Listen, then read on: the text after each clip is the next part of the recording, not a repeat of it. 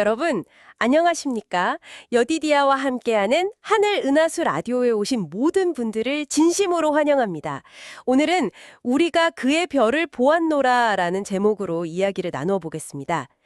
여디디아님, 우리가 크리스마스 이야기하면 떠오르는 장면 있잖아요. 동방에서 온 박사들. 이분들 성경에 보면 아기 예수님께 경배하러 왔다고 하는데 도대체 어떤 사람들이었고 또 어떻게 그 먼 길을 오게 된 걸까요? 그리고 그들이 봤다는 별 말이에요. 그 별은 정말 특별한 별이었나요? 네, 아주 흥미로운 질문이세요. 우리가 보통 생각하는 것보다 이 박사들은 훨씬 더 의미 있는 인물들이었던 것 같아요. 단순히 별만 보는 사람들이 아니라 그 당시의 철학자들이자 굉장히 명망 높은 유력계급이었다고 봐요. 재물도 있었고 지식도 풍부했죠. 그리고 중요한 건 이분들이 자연 속에서 하나님의 어떤 섭리, 뜻을 찾으려고 했던 아주 정직한 사람들이었다는 거예요. 아, 단순히 점성술사가 아니라 학자이자 탐구자였군요. 그렇죠.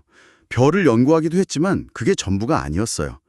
그들에겐 히브리 성경, 그러니까 구약 성경 지식도 있었던 것 같아요. 특히 민수기에 나오는 발람의 예언 있잖아요. 한 별이 야곱에게서 나오며 하는 네, 들어본 것 같아요. 바로 그 예언 같은 걸 통해서 메시아가 오실 거라는 걸 어렴풋이 알고 있었던 거죠. 그렇군요. 그럼 그들이 본 별은요? 그 신비한 별. 그 별에 대해서는 정말 흥미로운 해석이 있어요. 베들레헴 밤하늘에 어떤 신비한 빛이 나타난 후에 박사들을 인도했던 움직이는 빛, 그게 사실은 멀리서 빛나는 천사들의 무리였을 수 있다는 거예요. 네, 천사들이요? 네. 물론 박사들은 그게 천사들인지는 몰랐겠죠. 그냥 특별한 별이라고 생각했을 가능성이 높아요. 또 꿈을 통해서 왕을 찾아가라는 지시도 받았다고 하고요. 출발한 거죠. 마치 아브라함이 하나님의 부르심을 받고 떠났던 것처럼요.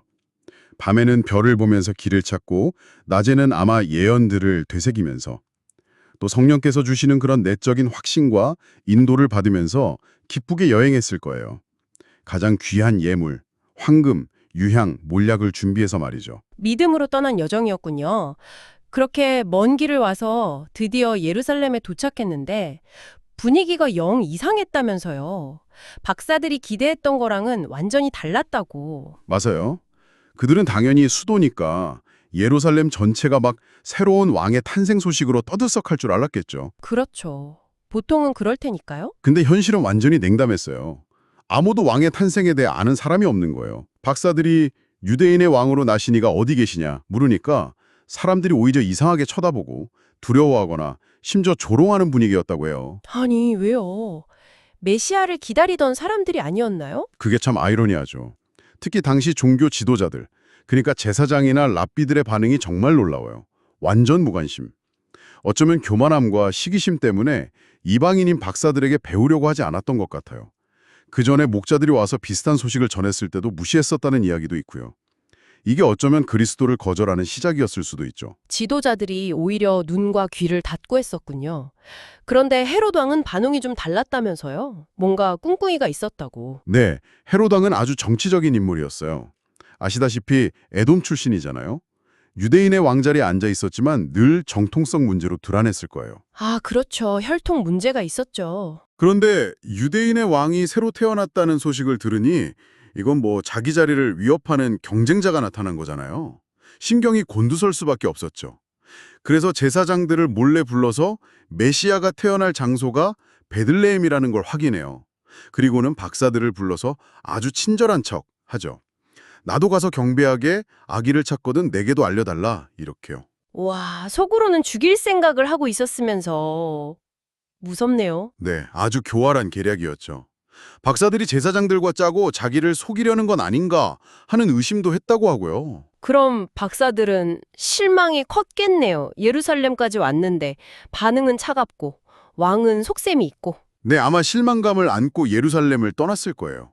그런데 놀랍게도 예루살렘 상문을 나서자마자 그들을 인도하던 별이 다시 나타난 거예요. 아, 정말요? 네, 그리고 그 별이 그들을 베들레헴의 한 집 위에서 멈춰섰어요. 드디어 만났군요.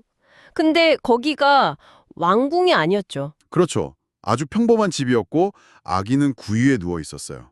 부모님도 그냥 평범한 시골 사람들이었고요. 박사들 입장에서는 좀, 했을 수도 있겠는데요. 그 먼 길을 왔는데. 그런데 놀랍게도 박사들은 전혀 실망하지 않았다고 해요. 그들은 그 아기의 초라한 모습 너머에 있는 그 안에 있는 신성을 본 거죠. 그래서 엎드려서 경배하고 준비해온 가장 귀한 예물들, 황금과 유향과 몰약을 드렸어요. 이 상황에서 그런 믿음을 보였다는 게 참 대단한 거죠. 겉모습이 아니라 정말 본질을 꿰뚫어 본 믿음이네요. 아, 정말 감동적인데요. 네, 그리고 하나님의 보호하심이 바로 이어져요. 박사들에게는 꿈에 나타나서 헤롯에게 돌아가지 말고 다른 길로 고국에 돌아가라고 지시하시고요. 또 요셉에게도 천사가 꿈에 나타나죠. 헤롯이 아기를 찾아서 죽이려 하니 빨리 아내와 아기를 데리고 이집트로 피하라고요. 아, 그래서 이집트로 피난을 가게 된 거군요. 네. 여기서 또 하나 놀라운 점은 박사들이 드렸던 그 예물 있잖아요. 황금, 유향, 몰약? 네, 그 귀한 것들. 그게 바로 이 갑작스러운 피난길 경비와 이집트에서 지내는 동안에 생활비로 아주 요긴하게 쓰였다는 해석이 있어요. 모든 것이 하나님의 계획 안에 있었다는 거죠. 와, 예물이 그렇게 쓰였다니 정말 하나님의 섭리는 놀랍네요. 그렇죠. 하지만 헤롯은 가만히 있지 않았죠. 네, 결국 끔찍한 일을 저질렀다고. 맞아요. 박사들에게 속았다고 생각하니까 분노가 폭발한 거죠. 그래서 베들레헴과 그 근처 지역에 사는 2살 아래의 남자 아기들을 모조리 죽이라는 명령을 내려요. 아, 너무 끔찍한데요? 네, 정말 비극적인 사건이죠. 성경에서는 이게 예레미야 선지자가 예언했던 라마에서 슬퍼하며 크게 통곡하는 소리가 들리니 그 예언이 이루어진 거라고 봐요. 그런데 이 끔찍한 학살을 저지른 헤롯 자신도 얼마 지나지 않아서 아주 비참하게 죽음을 맞이하게 됩니다. 결국 악행은 끝이 좋지 않군요. 그렇죠. 헤롯이 죽은 후에 요셉의 가족은 다시 이스라엘로 돌아오라는 지시를 받아요. 그런데 돌아와 보니 헤롯의 아들 아켈라오가 왕이 되어 통치하고 있다는 소식을 듣게 되죠. 그래서 또다시 하나님의 경고를 받고 유대 땅이 아닌 갈릴리 지방 나사렛이라는 동네로 가서 살게 돼요. 아, 그래서 나사렛 예수가 되신 거군요. 네, 이건 역시 나사렛 사람이라 칭하리라 하신 선지자의 말씀이 이루어진 거라고 해석하고요.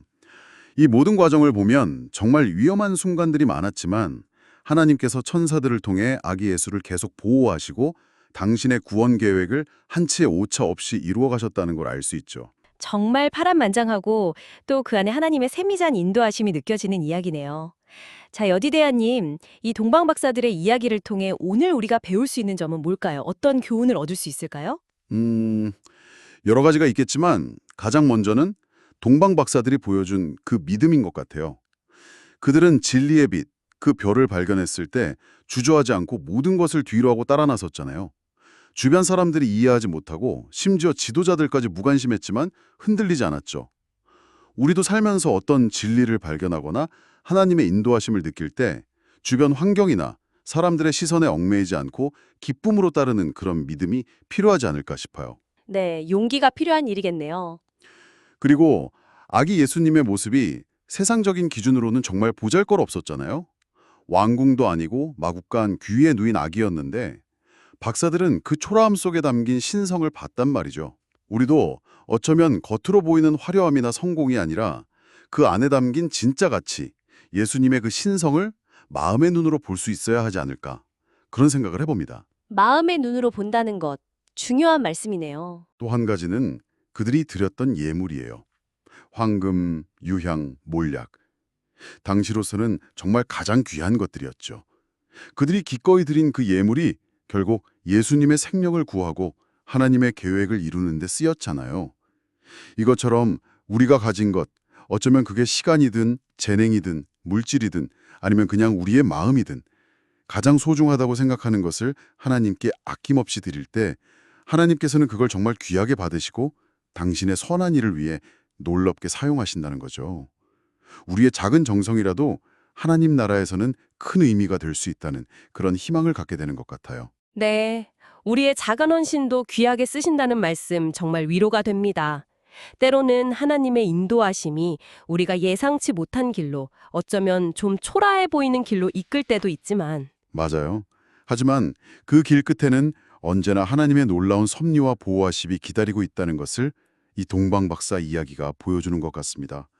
그 믿음을 잃지 않는 것이 중요하겠죠. 네, 오늘 정말 귀한 통찰을 나누어 주셨습니다. 익숙하다고 생각했던 이야기 속에 이렇게 깊은 의미와 교훈이 숨어 있었네요. 여러분, 오늘의 하늘 은하수 라디오 어떠셨나요? 매일매일 저녁 9시에 더 다양하고 흥미로운 주제로 여러분들을 찾아오도록 하겠습니다. 구독과 좋아요, 알림 설정은 저에게 큰 힘이 됩니다. 내일 다시 만나요. 안녕.